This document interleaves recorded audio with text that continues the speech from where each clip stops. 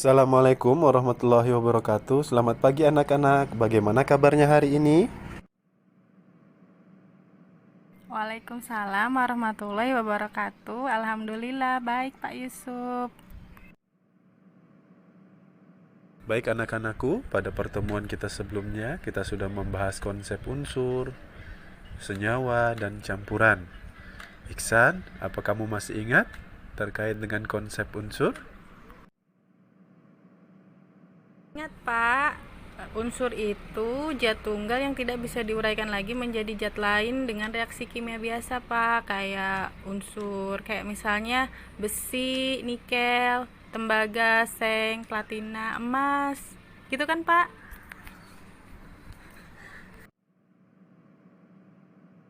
Bagus, Ihsan jawabannya tepat sekali. Berarti Ihsan masih ingat materi kita sebelumnya.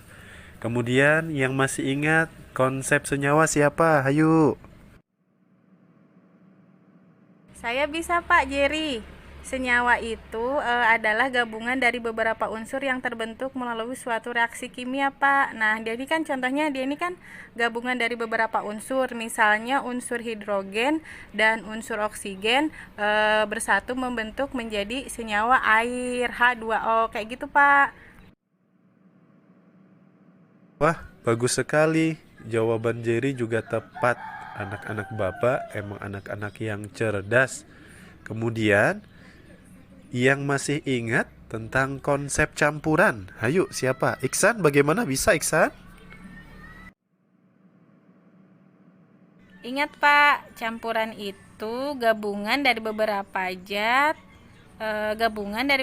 zat dengan perbandingan tidak tetap melalui suatu reaksi kimia Pak. Nah contohnya dia terbagi jadi homogen dan heterogen Pak.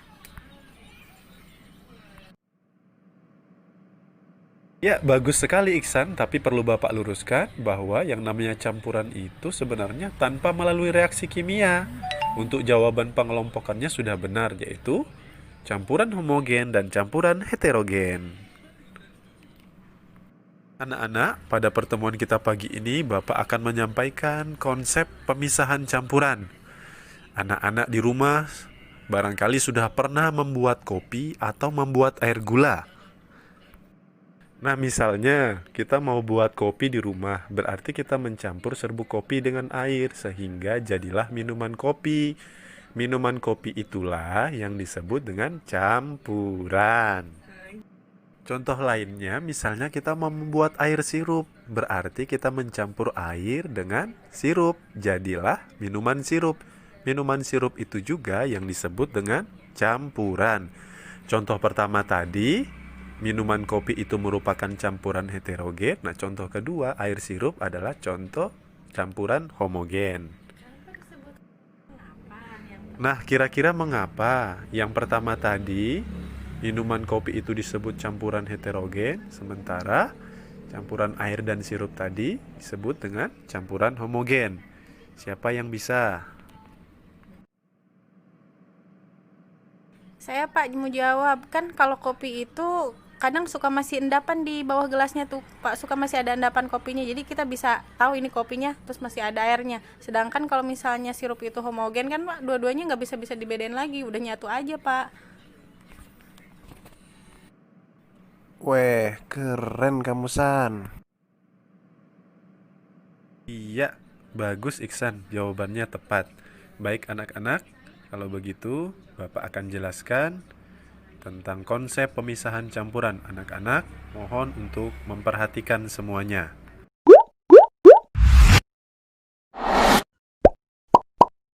Halo semuanya, kembali lagi di channel Halo Edukasi. Pada kesempatan kali ini, kita akan membahas mengenai macam-macam pemisahan campuran. Pemisahan campuran merupakan zat yang dibuat dengan menggabungkan dua atau lebih zat yang berbeda tanpa adanya sebuah reaksi kimia. Karena banyaknya zat yang ada, pemisahan campuran dibagi menjadi beberapa jenis, yaitu filtrasi. Filtrasi merupakan metode untuk memisahkan cairan dengan padatan. Proses filtrasi dilakukan dengan menggunakan filter. Filter atau kertas saring digunakan untuk memisahkan cairan dengan padatan yang tidak dapat larut berdasarkan perbedaan ukuran partikel. Contoh dari filtrasi yaitu pemisahan kelapa dengan santan atau pemisahan bubuk kopi dengan air. Dekantasi. Dekantasi merupakan metode yang sama dengan filtrasi, yaitu untuk memisahkan cairan dengan padatan. Proses dekantasi dilakukan dengan cara menuang cairan secara perlahan, sehingga padatan akan tertinggal di dalam wadah. Proses dekantasi memang lebih cepat daripada filtrasi, namun hasilnya kurang efektif, karena ukuran zat padat masih lebih besar. Contoh dari dekantasi yaitu memisahkan air dengan pasir. Sentrifugasi. Sentrifugasi merupakan metode yang digunakan untuk pengganti penyaringan partikel padat yang halus dan jumlah campurannya lebih sedikit. Proses sentrifugasi ialah dengan cara memasukkan cairan ke alat sentrifugasi, lalu partikel-partikel kecil yang ada akan mengendap ke bawah dan cairan tersebut akan berubah wujud. Contoh dari sentrifugasi adalah pemisahan susu menjadi susu krim dan pemisahan bubuk kapur dari air. Evaporasi. Evaporasi merupakan metode untuk memisahkan zat padat yang terlarut dari larutannya berdasarkan perbedaan titik didih. Proses evaporasi menggunakan teknik penguapan. Contohnya seperti siklus hujan. Larutan garam di laut akan menguap di bawah terik matahari dan meninggalkan garam. Ekstraksi. Ekstraksi merupakan metode yang digunakan untuk memisahkan suatu zat berdasarkan perbedaan kelarutan zat terlarut di dalam pelarut yang berbeda. Proses ekstraksi dilakukan dengan cara penyarian. Contoh dari ekstraksi yaitu proses mengekstrak jus dari tanaman. Distilasi. Distilasi merupakan metode pemisahan campuran zat cair dari larutannya berdasarkan titik didih. Proses distilasi dilakukan dengan cara penyulingan. Larutan dipanaskan, lalu komponen titik didih yang lebih rendah akan menguap. Contoh dari distilasi yaitu pemisahan air tawar dengan air laut dan pemisahan minyak bumi. Sublimasi. Sublimasi merupakan metode pemisahan campuran pada sesama zat padat berdasarkan perubahan wujud zat. Proses sublimasi dilakukan dengan cara menyublim. Zat padat yang menyublim akan berubah wujud menjadi gas atau malah sebaliknya, lalu dipisahkan dengan zat padat yang tidak bisa menyublim. Contohnya, yaitu memisahkan pasir dari kapur barus. Rekristalisasi. Rekristalisasi merupakan pemisahan campuran dengan cara mengkristalkan atau mengendapkan zat terlarut dalam larutan yang awalnya berupa cairan. Proses rekristalisasi menggunakan suhu rendah untuk membuat cairan yang mengendap atau dengan cara melarutkan kristal dalam pelarut, kemudian mengkristalkan kembali. Contoh rekristalisasi yaitu proses pembuatan garam yang dilakukan oleh penambang di tepi pantai. Corong pisah. Corong pisah merupakan alat yang digunakan untuk memisahkan dua cairan yang tidak bisa larut. Cara kerja corong pisah dengan memasukkan dua cairan kemudian dibiarkan berdiri beberapa saat hingga membentuk dua lapisan dengan cara terpisah.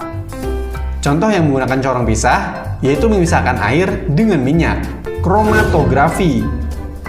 Kromatografi merupakan metode pemisahan campuran yang terjadi karena perbedaan kelarutan zat-zat dalam pelarut.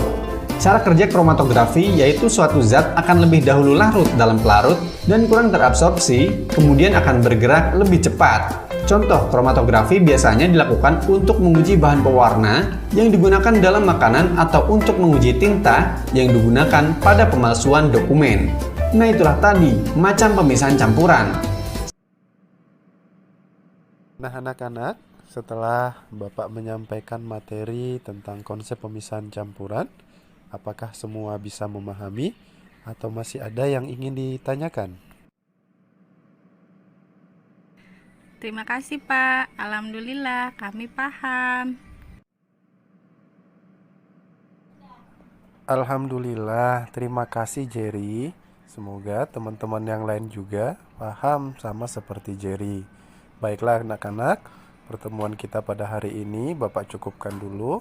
Jangan lupa untuk pertemuan berikutnya kalian membawa alat dan bahan karena kita akan melakukan kegiatan praktikum untuk mencoba salah satu pemisahan campuran yaitu metode filtrasi atau metode penyaringan. Bapak akhiri, Assalamualaikum warahmatullahi wabarakatuh.